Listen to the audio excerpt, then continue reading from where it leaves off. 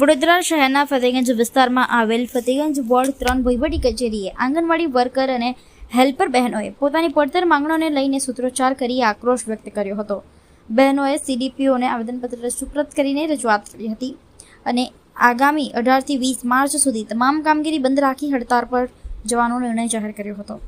વડોદરા શહેરમાં આંગણવાડી વર્કર અને હેલ્પર બહેનોએ પોતાની પડતર માંગણીઓને લઈને વિરોધ નોંધાવ્યો હતો. ગુજરાત આંગણવાડી કર્મચારી સંગઠનના નેજા હેઠળ મોટી સંખ્યામાં બહેનો ફતેગંજ વોર્ડ 3 વહીવટી કચેરીએ પહોંચીને સૂત્રોચ્ચાર કર્યા બાદ સીડીપીઓ પ્રોગ્રામ ઓફિસરને આવેદનપત્ર સુપ્રત કર્યું હતું. બહેનોએ રજૂઆત કરી હતી કે વધતી મોંઘવારી વચ્ચે આંગણવાડી વર્કરને માત્ર 10,000 રૂપિયા અને હેલ્પરને લગભગ 5,000 રૂપિયા જેટલું માનદ વેતન આપવામાં આવે છે, જે જીવન નિર્વાહ માટે પૂરતું નથી. વધુમાં હાઈકોર્ટના નિર્દેશ મુજબ 24,500 રૂપિયાના વેતન ધોરણનો અમલ હજુ સુધી કરવામાં આવ્યો નથી.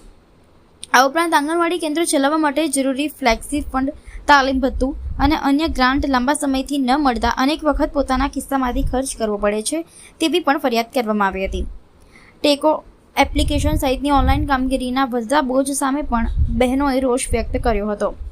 સરકાર દ્વારા માંગણીઓ અંગે કોઈ હકારાત્મક નિર્ણય ન લેવાતા સંગઠને જાહેરાત કરી હતી કે આગામી 18, 19 અને 20 માર્ચ દરમિયાન તમામ આંગણવાડી વર્કર અને હેલ્પર રજા રિપોર્ટ આપી ઓનલાઈન તેમજ ઓફલાઈન કામગીરીથી અળગા રહીને હડતાળ પાડશે. સાથે જ વહેલી તકે પગાર વધારો, નિવૃત્તિ વય 60 વર્ષ કરવાની માંગ અને બાકી ભથ્થાની ચૂકવણી અંગે નિર્ણય ન લેવાય તો આંદોલન વધુ ઉગ્ર બનાવવાની ચેતવણી પણ આપવામાં આવી છે. ચોક્કસ, હું આંગણવાડી કાર્યકર છું. અમારો સેલરી 10,000 છે. 6 મહિના પહેલાં હાઈકોર્ટે અમારે 24,500ની મંજૂરી કરી હતી, પણ 6 મહિના થઈ ગયા. પણ એ સુપ્રીમ કોર્ટ સુધી ફેસલો ગયો, પણ અમારા પગારમાં કંઈ પણ વધારો થયો નહીં. બજેટમાં પણ ઘણા બધી અમારે આઈસીડીએસમાં અમારા માનદ વેતન માટે પણ અસાઇન થઈ છે રૂપિયા, પણ અમારી પાસે કોઈ ફાળવણી આવી નથી. અમે 5 તારીખે હડતાલમાં હતા. ઓનલાઈન કામગીરી બંધ છે, ઓફલાઈન ચાલુ રાખી છે. ઓફલાઈનમાં અમે બાળકોને નાસ્તો પણ આપીએ છીએ, બધી જ પોષણની વસ્તુઓ પણ પ્રોવાઈડ કરીએ છીએ. પણ છતાંય 5 તારીખની અત્યારે 16 તારીખ થઈ છે, પણ કોઈ જ આગળ કંઈ જ પગલું દેખાતું નથી. સરકાર જરાય હલતી નથી. એના કારણોસર અમે 18, 19 અને 20 તમામ કામગીરી બંધ રાખશું. કામગીરીથી અળગા થઈને ઓનલાઈન અને ઓફલાઈન કામગીરી બંધ રાખશું અને હડતાલમાં આગળ વધશું. અમારી ખાલી એક જ માંગ છે કે માનદ વેતનમાં વધારો કરો.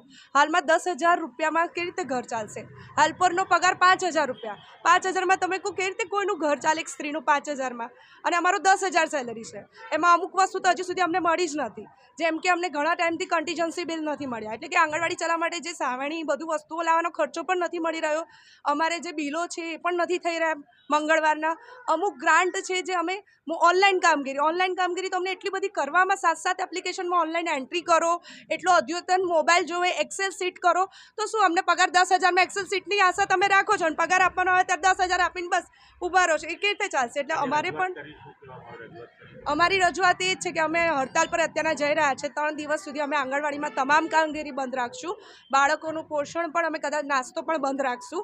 હવે સરકારને આગળ જોવાનું છે કે શું કરવાનું, કારણ કે બાળકોનું પોષણ પણ સરકારે ધ્યાન તો આપવું જ પડશે ને. અમે સ્લમ એરિયામાં આંગણવાડી ચલાવીએ છીએ, જ્યાં બાળકોને ખાવા પીવાની પણ તકલીફ હોય છે. માતા પિતા કામે જતા હોય છે, તે લોકોને જે ખાવાનું પીવાનું પ્રોવાઈડ કરીએ છીએ એ ભણતું બંધ થઈ જશે તો કેટલી તકલીફ થશે. અમે તકલીફ સમજીએ છીએ, પણ સરકાર અમારી તકલીફ નથી સમજતી. એના કારણસર અમારે આ પગલું ભરવું પડ્યું છે. મારું નામ છે કિન્નરી યાદવ, કારેલીબાગ 6 ને કાર્યકર બેન છું આંગણવાડી, વીએમસીમાંથી છું.